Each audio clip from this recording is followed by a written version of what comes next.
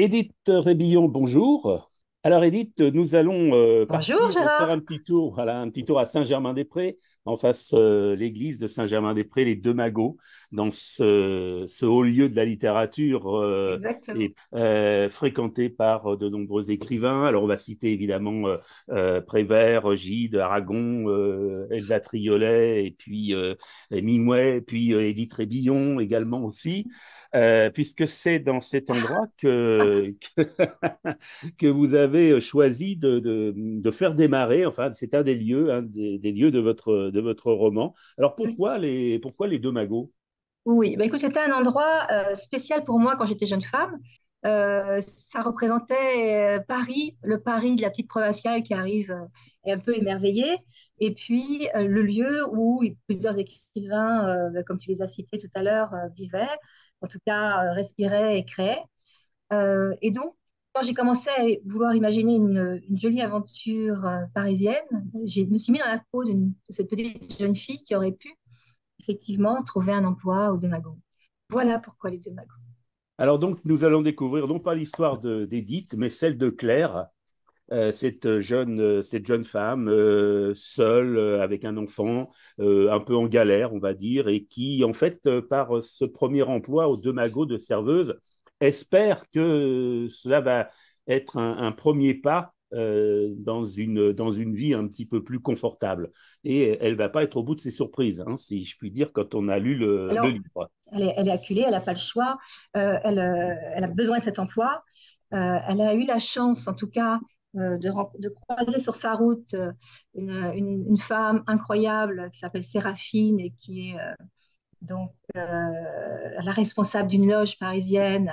Et Séraphine, je l'adore, c'est une Mama Black sublime et qui la prend sous son aile un petit peu, c'est la Mama avec le petit poussin là, qui est bancal et qui va lui trouver cet emploi par une cousine martiniquaise qui travaille aussi au Demago.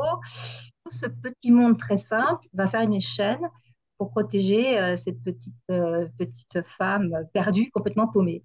Il va y avoir une histoire va se dérouler, comme quoi la vie, quelquefois, Voilà, peut comme être. quoi la vie, une rencontre avec un client un peu mystérieux qui vient régulièrement qui est Mais au comme... départ, il est quand même inquiétant. Oui, Mm. oui, oui, oui, il Il y est a un peu tout un... inquiétant. Il est un peu inquiétant. Il est un peu inquiété lui-même, je Aussi, dirais. oui, oui. Il a aussi son histoire. C'est une histoire d'une rencontre et qui va les dépasser tous les deux.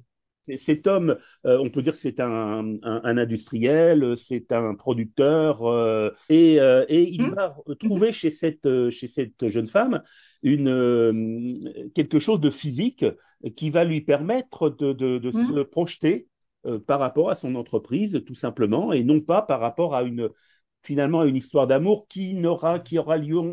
On laisse tout ça imaginer avec On ne en sait pas. plus, on ne sait pas, et Ouais. avec en plus tous les aléas de la vie. Il y a des jalousies qui se créent Mm. aussi, et puis Claire qui se trouve C'est un la peu vie. là-dedans.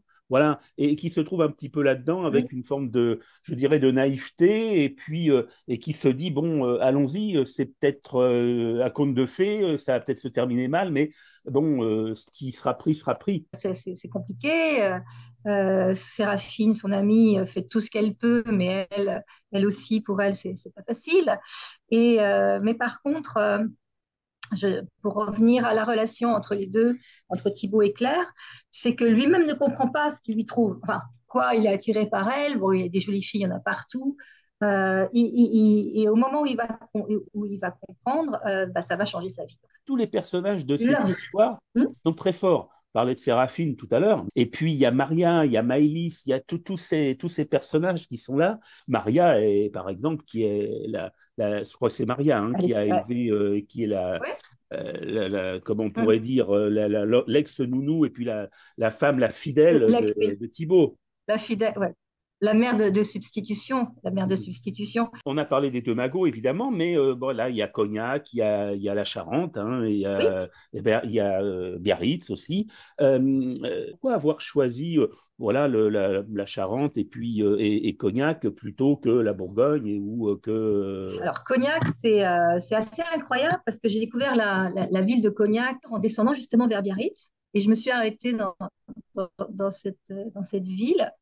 Et je suis tombée sur une ville qui avait une histoire et en même temps qui était passionnante. Et cette maison de Cognac m'a subjuguée. Moi, j'ai besoin de parler de lieux que j'aime, en fait. Les Deux Magots, c'est un endroit que j'adore. Cognac, ça a été un coup de cœur. Et puis ensuite, Biarritz, bah, c'est aussi ma deuxième maison, Biarritz. Moi, je suis du Mont-Saint-Michel. Je vis à côté de Mont-Saint-Michel. D'ailleurs, j'y suis, là, ça doit se voir. Je vois Je que le tu m'as. vois juste derrière, oui, oui. Et quand tu parles des personnages, ce sont eux qui m'ont emmené. Par exemple, Maëlys, à un moment donné, c'était juste une jolie secrétaire. Oui. Sauf qu'à un moment donné, les sentiments de Maëlys qui ont pris le pouvoir et qui ont en fait ce personnage. C'est magique d'écrire, hein. C'est vraiment un truc vraiment spécial. Et puis voilà, pardon. Oui, oui.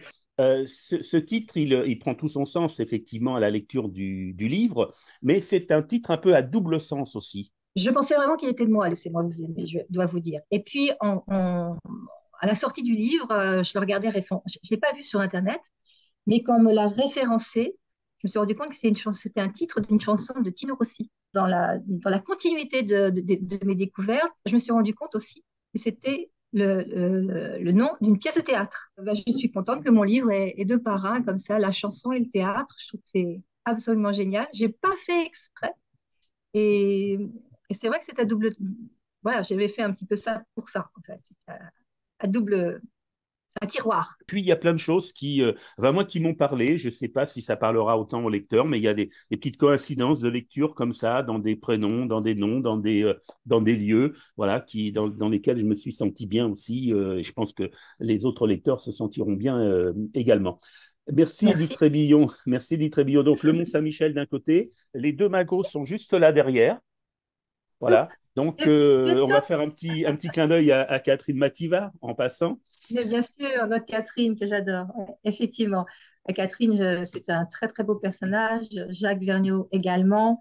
Ils m'ont permis d'écrire euh, sur leur belle maison parce que bien évidemment, je leur avais demandé la permission avant et je leur ai montré mon roman quand il est sorti. Et ils ne sont pas opposés du tout, du tout. Et ils m'ont aidé, ils m'ont autorisé la couverture également. Donc, je les remercie plus profond de moi parce que c'était quelque chose que j'avais vraiment envie de faire. Et voilà, Voilà, Catherine et puis Jacques. elle a un petit rôle dans le livre aussi, mais on n'en dit pas plus. Allez, Merci. Voilà. Merci beaucoup, Edith Trébillon. Et eh bien, puis, merci beaucoup. au revoir. Merci à toi.